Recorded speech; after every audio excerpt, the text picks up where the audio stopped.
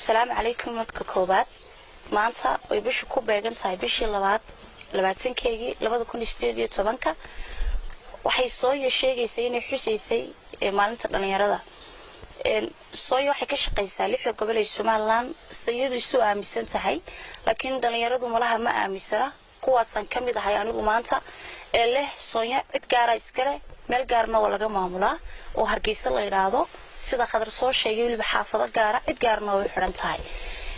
haweenka iyo Sooyo saysu yihiin maxaa laakiin looga baahan yahay Sooyo haweenka dhalinyarada ay meel gaarsiiso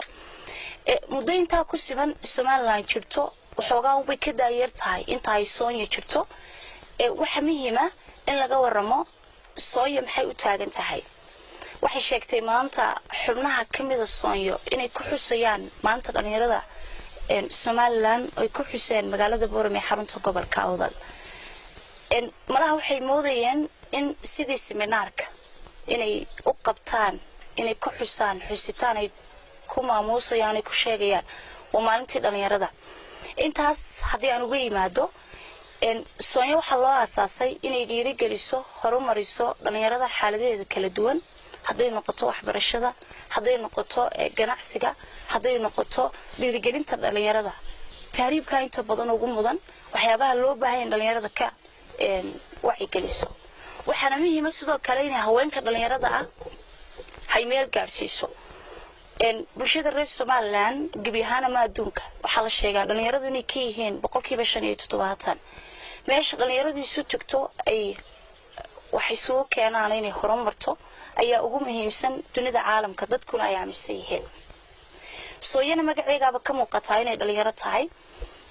maxay ugu talagashay dadka inta leeg ee maanta Soomaaliland ku nool maxay laakiin ugu talagashay miisaaniyada maalin kasta soo gasha ama sanadeedka ah ee loogu talagalay in iyada si gooniya maxay heedeen loogu qoondeeyo ee dawladdu siisay kuna magacaabay yihiin in dhalinyarada maalin kasta meel gaarsiiyaan ama doorkii dhalinyarada ay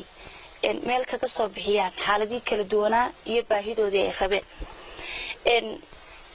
Soonya malaha waxay noqotay sidii cid gaar ah Soomaaliland u lahayd in iyaduna cid gaar ah hay meel isu maamusto ay ku xirato tiraado Soonyana cid gaar u baa yeelanaysa xubnaha ugu badan ee Soonya ku jiray waa rag haweenkuna haday meesha ka maqnaadaan waxaan oo arkaan u aragtiyan sida caadigana loo yaqaano in quruxdii iyo bilicdii iyo wanaajintii iyo managementii meesha ka jiray maamulkii wanaagsana inay dheelitin badani ku imanayso waxdii laga waayo haweenka hadii aan soo noqdo iyagu ay soo xuseen dhalinyarada shirka jirayd igula siman ee halkan igula sugan shakhsiyaadka xubnaha ka Sooyo ee wiilasha u badan inta badan ku qanacsan sida hore loo soo sheegay waxaanu ka mid nahay ama xubin ka nahay Sooyo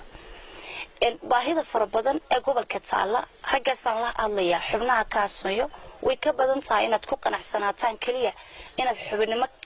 ka ahaataan inaad Sooyo kamid ahaataan xaalado badan oo kala duwan ayaa ka jira gobolka oo loo baahan oo u baahan in dhalinyarada laga wacyi meel la gaarsiiyo ee waxaad xaq u lahaydeena aad heshaan hamoodina uun xubinimada aad ka tahan Sooyo inaad ku koobnaan kartaan intaas oo kale oo ka duwan ayaad xaq u leedihiin inaad u soo dhicin kartaan gobolka waxyaabaha kala duwan ee looga baahan yahay inaad uga soo ridaan Sooyo iyo xaaladaha kala duwan